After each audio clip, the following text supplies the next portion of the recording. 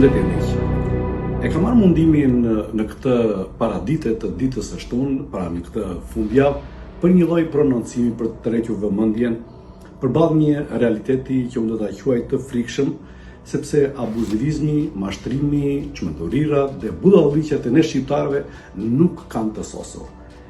Një artikël publikuar në një faqe online që paraqitej si media publikoi një material ku pretendonte se Agron Llakaj kishte humbur peshë me shpejtësi fal një produkti dobësimi. Në shkrim shfaqeshim foto ku aktori dukej shumë i dobët, duke krijuar idenë e një transformimi të madh fizik si rezultati i përdorimit të atij produkti.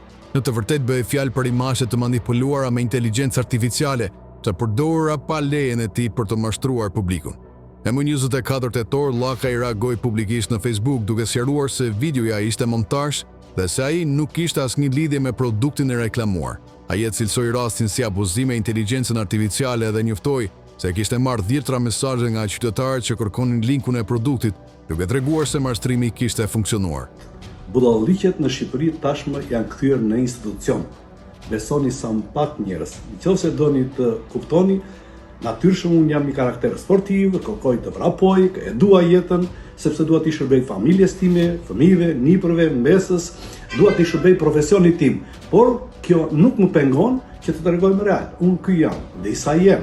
Por realiteti është i tillë. Ky fenomen po shfaqet gjithnjë dhe më shpesh, fytyrat e personazheve të njohur përdoren në mënyrë të rreme për të promovuar produkte, kryesisht të lidhura me shëndetin dhe humbjen e peshës.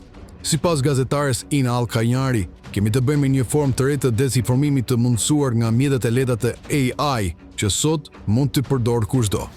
Ajo i krahasoi këtë raste me valën e lajmeve të rreme gjatë pandemisë.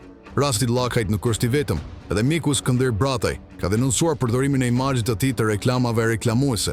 Ekspertët paralajmërojnë se manipulimet të tilla ndikojnë drejt për drejt në vendimet shëndetësore të qytetarëve dhe përbëjnë rrezik real për shëndetin publik. Alkanjari theksoi nevojën urgjente për edukim mediatik, rregullime të fortë të reklamave online dhe bashkëpunim mes institucioneve dhe platformave sociale për të ndaluar këtë formë mashtrimi që po përhapet me shpejtësi.